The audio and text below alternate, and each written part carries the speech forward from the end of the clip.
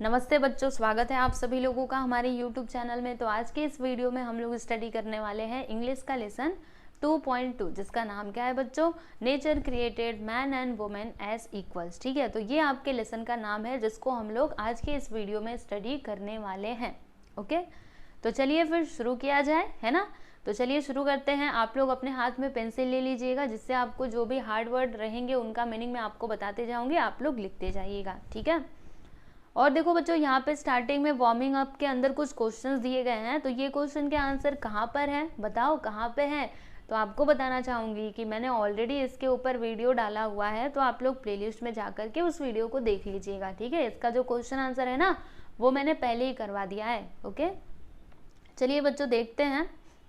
तो ये है जी आपके लेसन का नाम, nature created man and women as equals. इसका मतलब क्या हुआ, पढ़ने के साथ ही आपको समझ में आ रहा होगा। नेचर मतलब क्या होता है? प्रकृति, नेचर। ठीक है, क्रिएटेड यानी क्या? निर्माण करना। ओके, और मैन मतलब आप जानते ही हो, वुमेन मतलब भी आप जानते हो। तो इसका पूरे का मतलब क्या हुआ कि जो हमारी प्रकृति है ना, उन्होंने मैन और वुमेन को समान रूप से क्या किया है? क्रिएट किया है। यानी उन्होंने कुछ भी इसमें भेदभाव नहीं किया है, समझे कि नहीं? सबको इक्वली उन्होंने क्रिएट किया है। ओके, तो ये है जी आपके लेसन का नाम। अभी चलिए हम लोग यहाँ पे ये लेसन को पढ़ना शुरू करते हैं। सब लोग तैयार हो ना? ध्यान से आप लोग देखते जाइएगा, आपको सारी चीज़ें समझ में आएंगी। ओके, बस आपको एक ही काम करना है, ध्यान से देखते जाना है। चाहिए तो आप लोग अपने साथ टेक्स्ट बुक लेकर के बैठिए, और नहीं अगर टेक्स्ट बुक है तो जाने दो, कोई बात नहीं, टेक्स्ट बुक तो आपको दिखाई दे ही रहा है ना। तो चलो फिर बच्चों, let's get started. The house and its surroundings are a sight of peace in the early morning of April. It nestles by the side of a small stream of crystal clear water. The stream tumbles down the green mountains only 2 miles or so away. There is a stretch of hundreds of acres of fertile land rolling with yellow mustard flowers between the mountain range and the house. A garden is in front of the house. Trees of many kinds bearing flowers of various hues and fruits grow on all sides of the house. ठीक है बच्चों, तो ये है जी आपका first paragraph. अभी इसमें दिया क्या है, तो इसमें मैं आपको बताती हूँ, सुनो। एक घर है, घर और उसके आसपास का जो मतलब वातावरण है ना, उसका वर्णन यहाँ पे किया गया है कि वो घर के आसपास कैसा नज़ारा है, क्या क्या है। ठीक है, तो चलिए हम एक एक करके समझते हैं बच्चों। देखो यहाँ पर, यहाँ से लेकर के यहाँ तक, इसमें क्या बात बोली जा रही है? सबसे पहले तो आप लोग ना मीनिंग लिख सकते हो। साइट यानी क्या होता है बच्चों? नज़ारा। ठीक है, मतलब कुछ नज़ारा होता है ना, वो साइट यानी क्या? नज़ारा। और पीस यानी क्या होता है? शांति, आपको पता ही है ना। सराउंडिंग मतलब क्या होता है? आसपास का वातावरण। सराउंडिंग मतलब क्या? आपके आसपास। ठीक है, तो देखो ये जो पहला सेंटेंस यहाँ पे दिया ना, इसमें क्या दिया गया है कि the house and its surroundings are a sight of peace in the early morning of April. यानी कि एक घर की बात की जा रही है, तो घर और उसके आसपास का जो वातावरण है ना, वो अप्रैल के सुबह में, ठीक है, उसके आसपास का वातावरण, घर और उसके आसपास का जो सराउंडिंग एरिया है, वो एकदम मतलब वहाँ का नज़ारा कैसा है? एकदम शांति से परिपूर्ण है। ठीक है, पीस यानी क्या होता है? शांति। ठीक है, तो वहाँ पर वो जो नज़ारा है वो कैसा है बच्चों? एकदम जैसे अप्रैल के महीने में, और आसपास का वातावरण एकदम शांति। आप थोड़ा इमेजिन करो ना, थोड़ा इसमें अंदर जाने का प्रयास कीजिए। यानी जैसे हम लोग कुछ भी इमेजिन करते हैं ना, आपको कोई कहानी सुनाई जाती है तो आपने खुद भी देखा होगा। आप मतलब हम क्या करते हैं, अपने दिमाग में उसको ऐसे इमेजिन करने लगते, तो वैसे आप भी इमेजिन कीजिए, घर है और उसके आसपास का वातावरण बड़ा ही शांत है। ठीक है, अब आगे देखो, इतना ही नहीं, अभी और डिस्क्राइब किया गया है, सुनो तो सही। It nestles by the side of a small stream of crystal clear water. Nestles यानी क्या होता है बच्चों? Is close to. Close to का मतलब क्या? एकदम करीब में, एकदम पास में। क्लोज टू यानी क्या? पास में, है ना। तो और यहाँ पे देखो, क्रिस्टल क्लियर मतलब क्या? एकदम साफ सुथरा। ठीक है, तो it nestles by the side of a small stream of crystal clear water. यानी वो जो घर है ना, उसी के पास में ही, स्ट्रीम यानी क्या होता है? झरना। ठीक है, एक झरना, एक साफ सुथरे पानी वाला जो झरना है, वो उधर क्या करता है? मतलब है, वो बहता है। ठीक है, फिर आगे देखो क्या दिया है? The stream tumbles down the green mountains only 2 miles और सो अवे। यानी कि देखो यहाँ पर ये जो टम्बल्स है ना, इसका मतलब क्या होता है बच्चों, गिरना। ठीक है, टम्बल्स यानी क्या होता है, गिरना।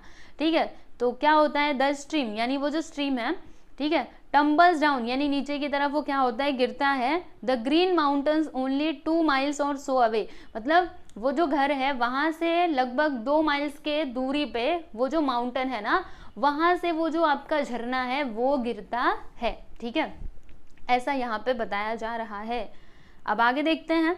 There is a stretch of hundreds of acres of fertile land rolling with yellow mustard flowers between the mountains range and the house. अभी इसमें क्या दिया है कि वहां पर और क्या क्या है, इतना ही नहीं, अभी और कुछ भी है। There is a stretch of hundreds of acres of fertile land, यानी कि मतलब वहां पर वो जो घर है, ठीक है, उसके पास में ही स्ट्रेच यानी क्या होता है बच्चों, फैलना, फैलाव। ठीक है, तो वहां पे 100 ऑफ एकड़ का यानी 100 मतलब 100 एकड़ का पूरा ऐसे उपजाऊ भूमि है। फर्टाइल यानी क्या होता है बच्चों, उपजाऊ। उपजाऊ मतलब क्या, जैसे जिसमें हम लोग बीज वगैरह लगाएंगे ना तो वहां पे फसल बड़ी अच्छी होगी। ठीक है, तो उसका मतलब होता है फर्टाइल। ओके, तो वहां पे क्या है, 100 ऑफ एकड़ में फैला हुआ फर्टाइल लैंड है। और इतना ही नहीं, rolling with yellow mustard flowers between the mountain range and the house, यानी कि माउंटेन रेंज और हाउस के बीच में वो जो 100 ऑफ एकड़ का आपका खेत है, ठीक है, मतलब वो जो फर्टाइल लैंड है उसमें क्या लगे हुए हैं, तो उसमें ना सरसों लगे हुए हैं। सरसों आपको पता है, अगर आप लोग कभी गांव जाते होंगे, ठीक है, हमारे गांव में तो बड़ा होता था जब भी ठंडी का सीजन आता था ना, वही अभी जो अप्रैल का महीना यहाँ पे बताया गया है, इसी महीने में अप्रैल मार्च, ठीक है, उसी टाइम पे सरसों लगाया जाता है खेतों में। तो जब आप देखोगे ना बच्चों, सरसों के बड़े सुंदर सुंदर फूल आते हैं। आप लोगों ने, अगर आपने मतलब गांव में नहीं देखा होगा कोई बात नहीं, लेकिन आपने टीवी में भी देखा होगा, जब सरसों के फूल फूलते हैं ना, अरे वाह कितना अच्छा लगता है, मैंने तो देखा है। ठीक है, मतलब थोड़ी थोड़ी ठंडी पड़ती रहेगी, तो वही यहाँ पे डिस्क्राइब किया गया है कि वो जो आपका खेत है ना, वो पूरा सरसों के फूलों से क्या हुआ है, भरा हुआ है। मस्टर्ड यानी क्या होता है, सरसों। ठीक है, तो हाउस और वो जो माउंटेन है उसके बीच में वो जो खेत है, वहाँ पे मतलब वो जो फर्टाइल लैंड है वो पूरा के पूरा सरसों के फूलों से भरा हुआ है। ठीक है, trees of many kinds bearing flowers of various huge and fruits grow on all sides. एक मिनट, मैंने ये लाइन छोड़ दी। यस, ये देखो मैंने ये छोड़ दी। A garden is in front of the house, और हाउस के सामने ही क्या है बच्चों, जो घर है उसके सामने क्या है, एक गार्डन है। अभी देखो गार्डन में क्या क्या है, trees of many kinds bearing flowers of various huge and fruits grow on all sides of the house. देखो बच्चों यहाँ पे ये जो ह्यूज है ना, इसका मतलब क्या होता है, जैसे कोई रंग, ठीक है, रंग बिरंगी। ओके, तो वो जो आपका गार्डन है ना, वहाँ पे क्या है, मतलब गार्डन में जो आपके ट्रीज हैं उन्होंने बहुत ही मतलब रंग बिरंगे फ्लावर्स और जो फ्रूट्स होते हैं उनको कंटेन किया हुआ है, यानी उनमें फ्लावर्स एंड फूल्स लगे हुए हैं। समझे, फ्लावर और फ्रूट्स मुझे बोलना था, मैंने फूल बोला था ना। ओके, फ्लावर लगे हुए हैं यानी कि फूल और फल। ओके, समझ में बात आई आपको। तो ये देखो यहाँ पे ये था आपका पहला पैराग्राफ का मतलब, जिसमें वो घर और उसके आसपास का जो वातावरण है ना उसके बारे में बताया गया है। देखिए कितना सुंदर वर्णन किया गया है। आप थोड़ा इमेजिन कीजिए, अप्रैल के महीने में घर के आसपास एकदम शांति, फिर वहीं से एक झरना बहता है। झरना कहाँ से आता है, तो माउंटेन जो कि 2 मील की दूरी पे है, वहाँ से वो झरना बहता हुआ है और एकदम साफ साफ पानी है। ठीक है, और फिर वहाँ पे बहुत बड़ा सा फर्टाइल लैंड है जिसमें सरसों के फूल लगे हुए हैं, एकदम मस्त मस्त, देखने में बड़ा आनंद आता है। उसके बाद घर जो है उसके सामने एक बहुत ही अच्छा बगीचा है, गार्डन है, जिसमें जो पेड़ हैं उनके ऊपर फल और फ्रूट्स लगे हुए हैं, मतलब फ्लावर्स और फ्रूट्स लगे हुए हैं। ठीक है, समझे कि नहीं। तो यहाँ पे आपका पहला पैराग्राफ होता है कंप्लीट। अब हम चलते हैं सेकेंड पैरा पे। The courtyard smells of jasmine, which blooms in the bunches of white pearls. The fragrance mingles with the thin smoke that rises from sweet-smelling incense sticks. The burning incense sticks are glowing at the altar of God in the middle of the courtyard. देखो बच्चों यहाँ पे और थोड़ा आगे आपको बताया जा रहा है वही घर के बारे में कि the courtyard smells of jasmine which blooms in the bunches of white pearls. देखो बच्चों यहाँ पे बंचेस यानी क्या होता है, गुच्छा। ठीक है, बंचेस यानी क्या होता है, गुच्छा, और ब्लूम्स यानी क्या होता है, फूलना या फिर खिलना। ठीक है, और कोर्टयार्ड यानी क्या होता है, आंगन। तो घर का जो आंगन है ना, वहाँ पे बड़ा ही मतलब वहाँ पे जो जास्मिन खिले हुए हैं बंचेस में, उसका सुगंध बड़ा ही अच्छा लग रहा है, ठीक है। मतलब वो जो आंगन है वो पूरा उसी सुगंध से भरा हुआ है। Okay, the fragrance mingles with the thin smoke that rises from sweet smelling incense sticks. Incense stick मतलब क्या होता है, वो जो अगरबत्ती जलाया जाता है ना वो, ठीक है। तो वो जो अगरबत्ती का जो स्मेल है, जैसे अगरबत्ती हम जलाते हैं तो उसके अंदर से धुआं निकलता है, तो उस धुएं के साथ वो जो खुशबू है ना जैस्मिन का, ठीक है, वो क्या होता है, मिल जाता है। वो दोनों भी आपस में मिल जाते हैं। मिंगल्स यानी क्या होता है, मिल जाना, ठीक है। तो वो दोनों क्या होते हैं, आपस में मिल जाते हैं, और वही वहां पे कोर्टयार्ड में फैला हुआ है। The burning incense sticks are glowing at the altar of God in the middle of the courtyard. देखो बच्चों, जैसे कि जो हमारा आंगन होता है, ओके, तो वहाँ पे क्या हुआ है ना, वहाँ पे भगवान जी का समझ लीजिए मूर्ति रखा होगा या फिर कुछ तो उनका रखा होगा, ठीक है। और थोड़ी ऊंचाई पे यहाँ पे है ना अल्टर ऑफ गॉड, ओके।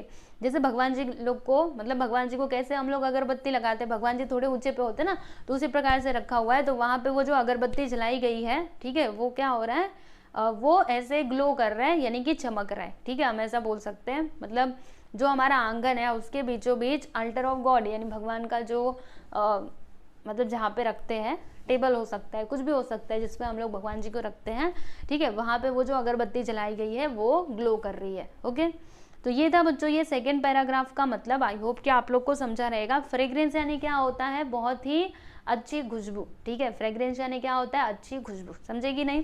तो एक बार फिर से आपको बता दूं क्या इसका मतलब है ना, एक बार फिर से बता देती हूँ जिससे आपको अच्छे से समझ में आए। देखो, इसमें ये जो आपका दूसरा पैराग्राफ है ना, इसमें क्या बोला जा रहा है कि the courtyard smells of jasmine which blooms in the bunches of white pearls, यानी कि वो जो कोर्टयार्ड है ना, वहाँ पे जो जैस्मिन ऐसे मोती जैसे गुच्छे में खिले हुए हैं, उनकी सुगंध जो है वो वहाँ पे फैल गई है, ठीक है। और उसी के साथ ही जो हमने अगरबत्ती जलाई हुई है उसके धुएं के साथ वो जो खुशबू है, ठीक है, बड़ी अच्छी जो खुशबू है, खुश कर देने वाली जो खुशबू है, वो उसी में मिक्स हो गया है। और उसके बाद जो हमने वहाँ पे स्टिक्स जलाई है, इंसेंस स्टिक्स, वो क्या हो रही है, भगवान का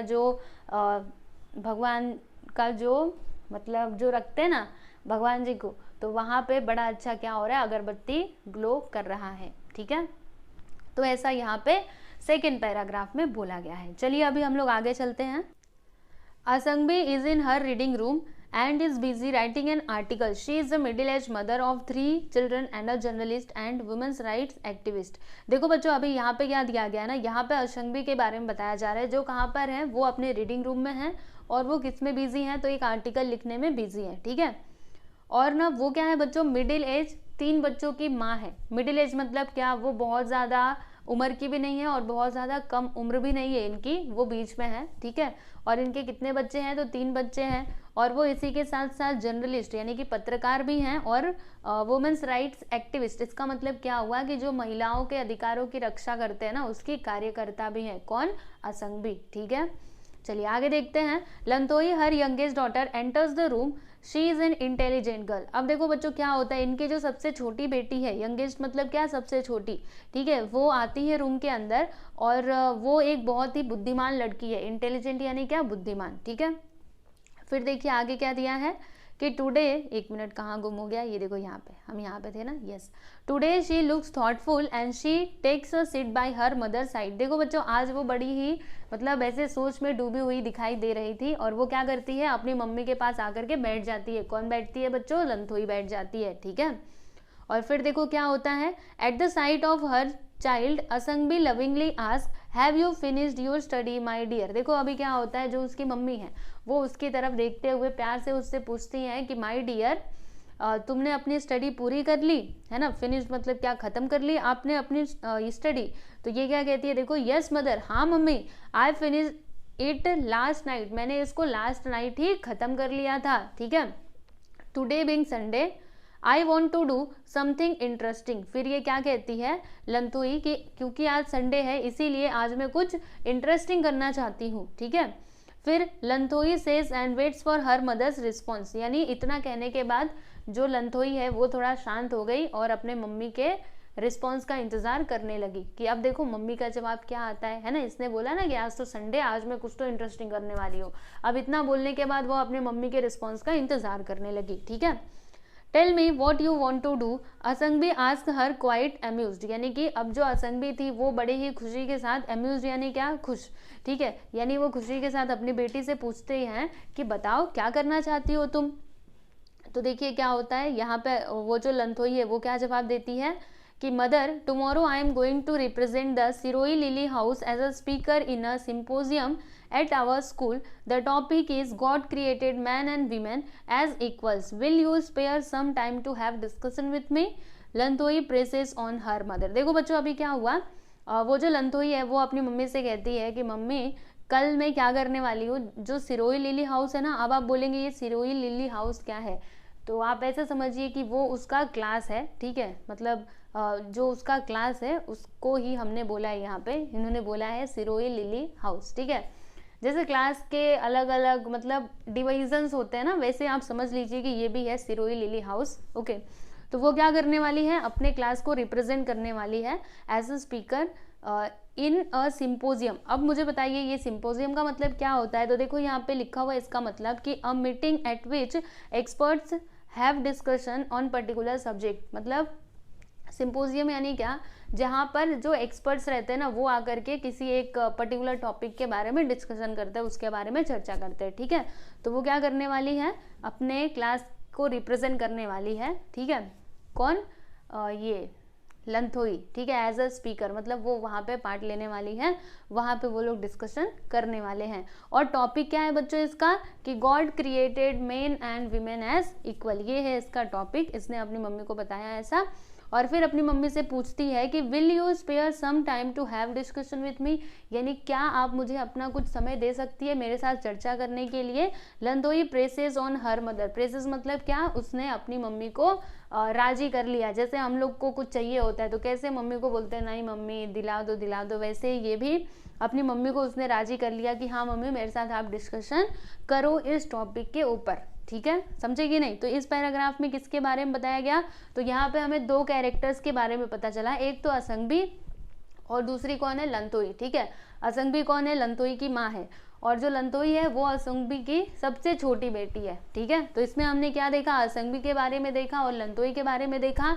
लंथोई को एक क्या करना है, एक प्रोग्राम में पार्ट लेना है, वो अपने क्लास को रिप्रेजेंट करने वाली है एज अ स्पीकर। ओके, तो इसी के बारे में जो उसका टॉपिक है उसके बारे में अपनी मम्मी से वो चर्चा करना चाहती है। कौन चर्चा करना चाहती है, तो लंथोई। ठीक है, समझे ना बच्चों। चलिए फिर आगे चला जाए। यस, वेरी गुड, चलिए आगे चलते हैं। देखिएगा यहाँ पर क्या दिया है कि Lanthoi has just had a discussion with her father on the topic Tomba. Her father is a husband supportive of the activities of his wife and a loving father.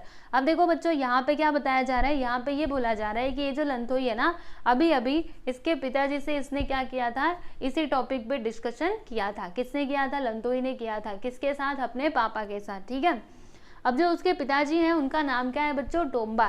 ठीक है, तो टोम्बा जो है ना उसके पिताजी वो एक बहुत ही सपोर्टिव हस्बैंड है, जो क्या करते हैं, उनकी वाइफ की जो भी एक्टिविटीज होती है, जो भी कामकाज होते हैं ना, उसमें वो सहायता करते हैं। ठीक है, और वो एक बहुत ही अच्छे फादर भी हैं, बहुत ही अच्छे पिता भी हैं। ठीक है, he is a lawyer and a social worker who advocates the cause of women. मतलब वो क्या है, देखो वो क्या क्या है, तो वो एक लॉयर है, सोशल वर्कर हैं, और वो क्या करते हैं, जो भी महिलाओं की प्रॉब्लम्स होती है ना उनकी वकालत वो करते हैं। ठीक है, देखो यहाँ पे वही लिखा है ना कि who advocates the cause of women, मतलब विमेन को जो भी कुछ प्रॉब्लम्स होती है उसके बारे में वो वकालत करते हैं। कौन, टोम्बा। ठीक है, जो किसके फादर हैं, तो लंथोई के फादर हैं।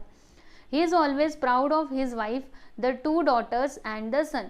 अब जो उसके पिताजी है ना उनको बहुत ही अपने वाइफ पे बहुत गर्व महसूस होता है, यानी उनकी जो पत्नी है, इनकी पत्नी कौन है, असंगबी। ठीक है, तो उन पे उनको बहुत गर्व महसूस होता है, और इसी के साथ साथ उनकी जो 2 बेटियां हैं और एक जो बेटा है, मतलब इनको अपने पूरे परिवार पे बहुत ही प्राउड फील होता है। ठीक है, और फिर in times of need he extends his helping hands to his wife and children and to the society at large, यानी कि जब भी ज़रूरत होती है, चाहे किसी को भी ज़रूरत हो, चाहे सोसाइटी को, चाहे इनकी वाइफ को या फिर इनके बच्चों को, ठीक है, सबकी सहायता के लिए ये हमेशा तैयार रहते हैं। यानी अगर इनकी वाइफ को इनकी ज़रूरत है तो भी ये अपना हाथ आगे बढ़ाते हैं, अगर इनके बच्चों की इनकी ज़रूरत है तो भी ये पीछे नहीं हटते बल्कि उनकी सहायता करते हैं। इसके अलावा अगर सोसाइटी को भी इनकी ज़रूरत है तो भी वो पीछे नहीं हटते हैं बल्कि वहाँ पे भी मदद करने के लिए जाते हैं, ठीक है।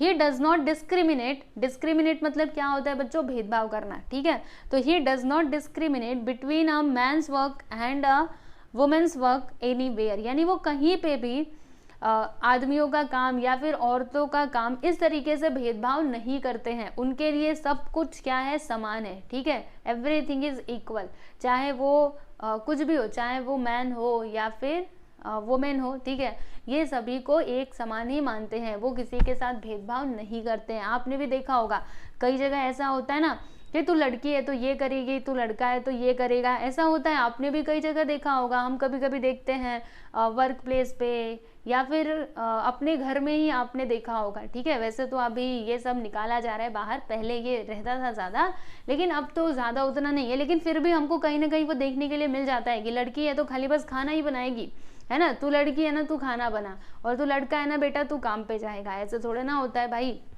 ठीक है। रोल जो है वो चेंज किए जा सकते हैं। रोल मतलब जैसे लड़की को बस खाना बनाने के लिए बोल दिया गया, लड़का काम करेगा, ऐसे थोड़े ना होता है। अगर लड़की पढ़ी लिखी है तो वो भी अपने परिवार के लिए काम कर सकती है बाहर जा कर के, समझे।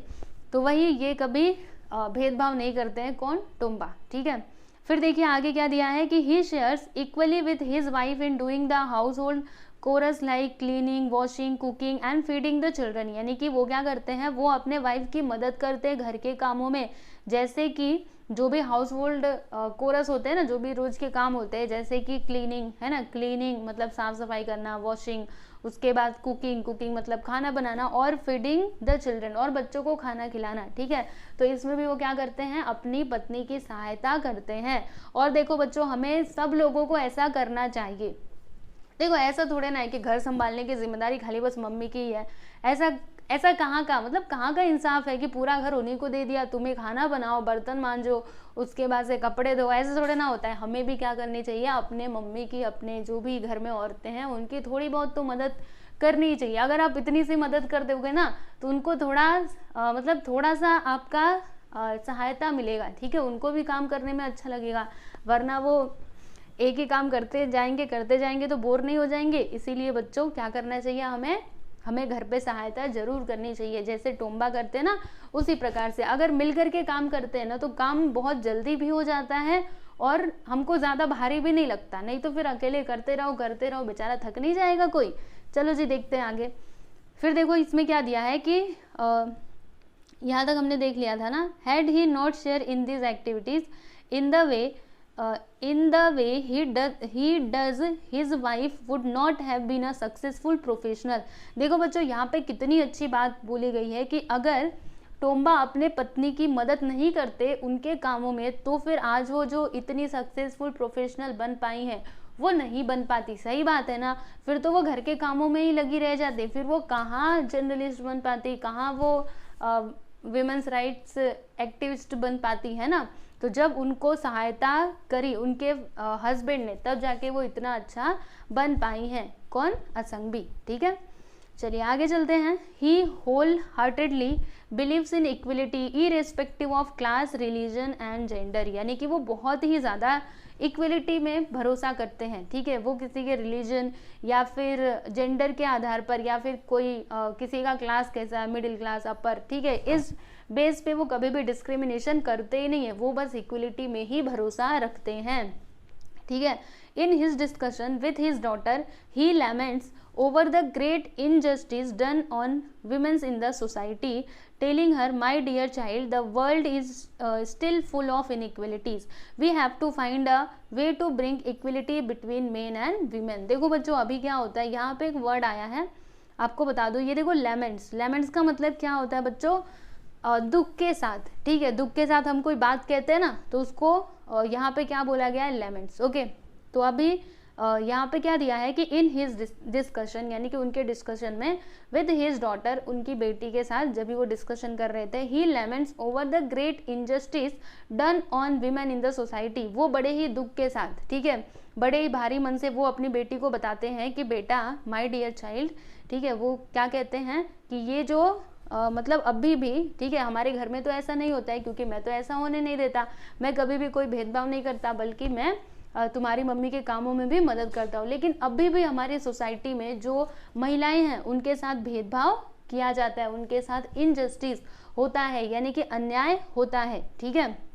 और फिर क्या कहते हैं कि my dear child, the world is still full of inequalities, कहते हैं कि मेरी प्यारी बच्ची, अभी भी ये जो दुनिया है, ये जो वर्ल्ड है, ये इनइक्वलिटी से भरा हुआ है, यानी असमानता से भरा हुआ है। We have to find a way to bring equality between men and women, हमें ना कुछ तो करना चाहिए, हमें कोई ना कोई तो रास्ता निकालना चाहिए कि ये भेदभाव हम क्या कर सके, ये जो इनइक्वलिटी है हमारी सोसाइटी में, इसको हम लोग ख़त्म कर सके, इसके लिए हमें कुछ ना कुछ तो रास्ता निकालना ही चाहिए, ठीक है। इस प्रकार से उन दोनों के बीच में डिस्कशन हुआ था, किसके बीच में, तो लंथोई और उसके फादर के बीच में।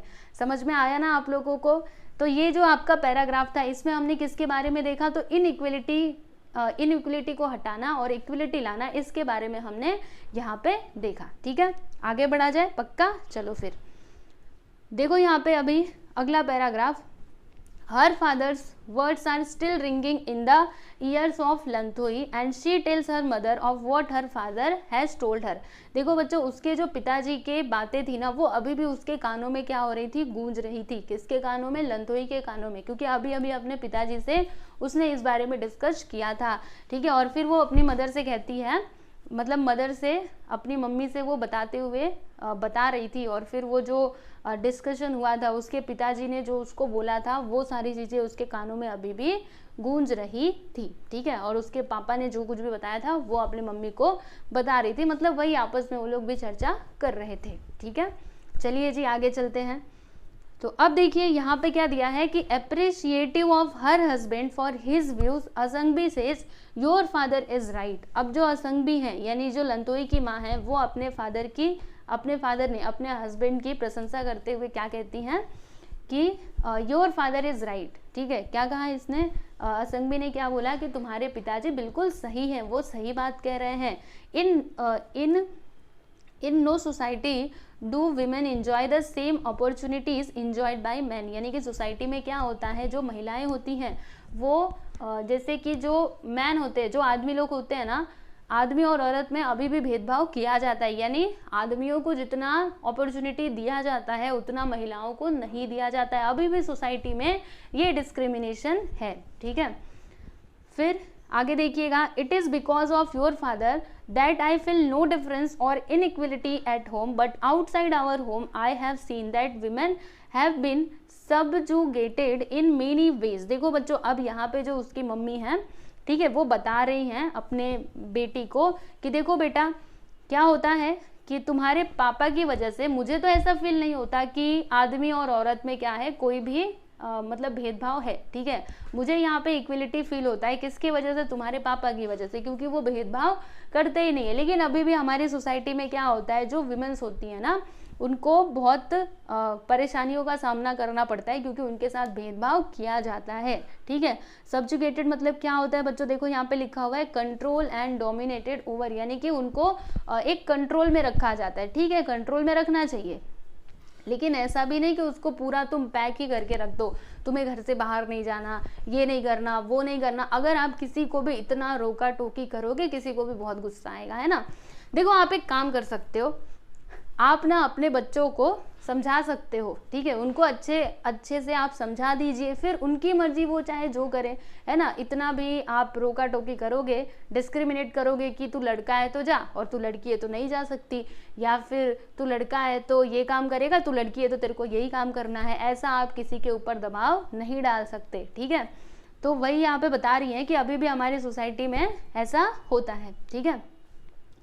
चलिए देखते हैं, it is against the will of God. और ये जो यहाँ पे डिस्क्रिमिनेशन होता है हमारी सोसाइटी में, ये तो भगवान की इच्छा के विरुद्ध है, क्योंकि भगवान ने तो सबको इक्वली ही क्रिएट किया है ना। देखो यहाँ पे आगे लिखा है कि god has sent men and women to our earth to share the joy and sorrows of life equally. यानी कि जो भगवान जी हैं उन्होंने आदमी और औरतों को इस धरती पे भेजा है कि वो क्या कर सके, वो चाहे जॉय हो यानी कि चाहे वो खुशी हो या फिर दुख हो, वो लोग इन सभी को इक्वली एंजॉय कर सके, ठीक है। लेकिन फिर भी हमारे सोसाइटी में कहीं ना कहीं पे डिस्क्रिमिनेशन तो होता ही है, ठीक है।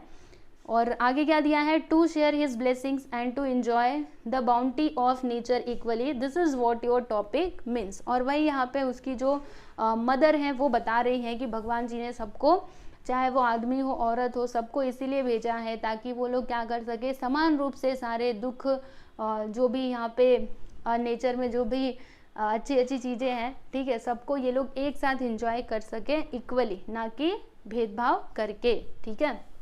जब भगवान जी ने कोई भेदभाव नहीं किया, समान रूप से हर चीज़ दी है, तो फिर हम कौन होते हैं भेदभाव करने वाले, है ना।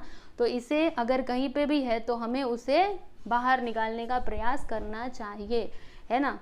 तो यहाँ पे देखो बच्चों हमने क्या क्या रीड किया, यस मैं आप लोग को थोड़ा सा समझाना चाहूँगी।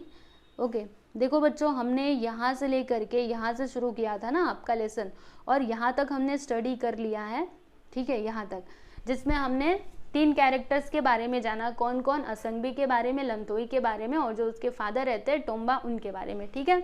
अब देखो अभी भी यहाँ पे कुछ और बचा हुआ है, जैसे ये पेज पे कुछ पैराग्राफ्स बचे हुए हैं, उसके बाद ये पूरा पेज बचा हुआ है, तो इसको हम लोग पढ़ेंगे अगले वीडियो में, ठीक है। एक साथ मैं आपको पूरा नहीं पढ़ाने वाली, क्योंकि एक साथ पढ़ने में आपका भी मन नहीं लगता है ना, सही बात है ना। आप भी एक साथ पूरा नहीं पढ़ना चाहोगे क्योंकि आप भी थोड़ा थक जाते हो, इसीलिए मैं चाहती हूँ कि आराम आराम से पढ़िए और अच्छे से पढ़िए, ठीक है। तो आज हम यहीं पे रुकते हैं। तो मैंने आपको जितना भी पढ़ाया है प्लीज़ आप लोग एक बार रिवीजन ज़रूर कीजिएगा, ठीक है। और क्या बोलूँ, बस इतना ही, और अगले वीडियो में हम लोग आगे का जो ये लेसन है उसको हम लोग स्टडी करेंगे, ठीक है बच्चों। तो चलिए आज के लिए बस इतना ही, अभी मिलेंगे हम लोग अगले वीडियो में आगे वाले पार्ट के साथ। ओके चलो बच्चों, नमस्ते।